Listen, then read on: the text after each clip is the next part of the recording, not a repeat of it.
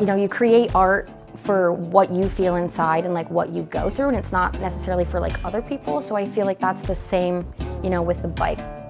I'm Cait, also known as Sassy Pantss, and I am building a 2025 Harley-Davidson Street Bob for Born Free.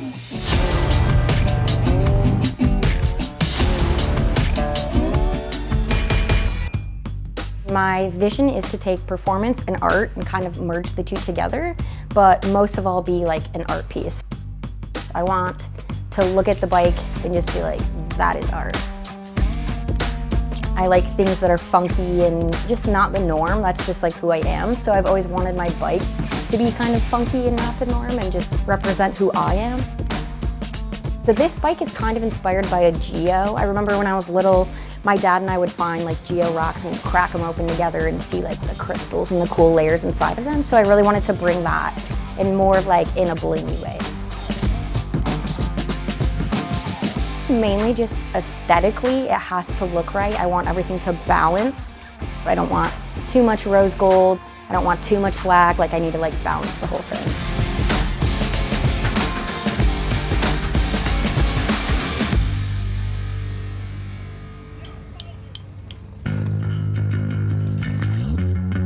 Essentially, I ended up converting the Street Bob into a Lowrider S, putting an inverted front end on it. I did my own designed SMT wheels, the SP wheels. We did a lot of rose gold throughout the bike, and then we did like a Geo green rock texture on the paint, and that was done by Schultz Designs. Schultz absolutely killed it. He kind of simplified my design down so it's not as busy, but it actually flows really well, and I'm so impressed with his paint job.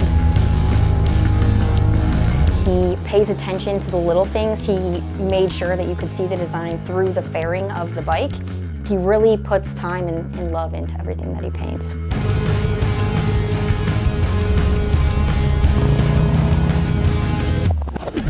You know, you have a plan of what a bike should be and what you want it to look like, and it never goes as planned.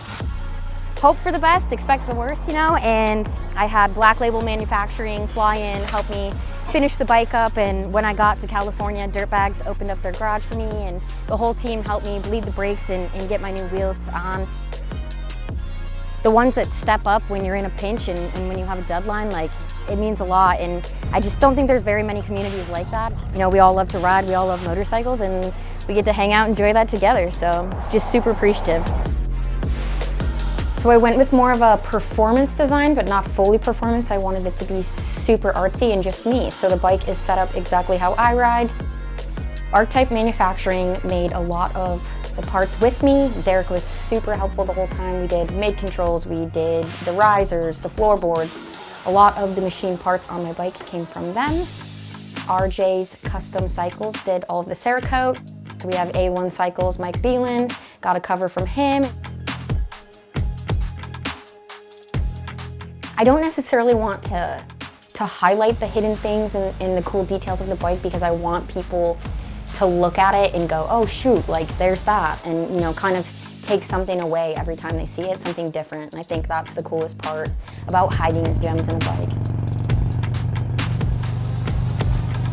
I really wanted this to be rideable, I wanted it to be comfy, so I'm just excited to rip through some canyons, throw some miles on it, and really ride this thing. I think my bikes all like have a personality. Like you either vibe with it or you don't, and like that's fine, but I feel like they really reflect me. I think you'll be able to see my personality through the bike and like what my funky like creative style, and I think like that's the coolest part, is that looking at my motorcycles, you're like, okay, yeah, that's Sassy's bike.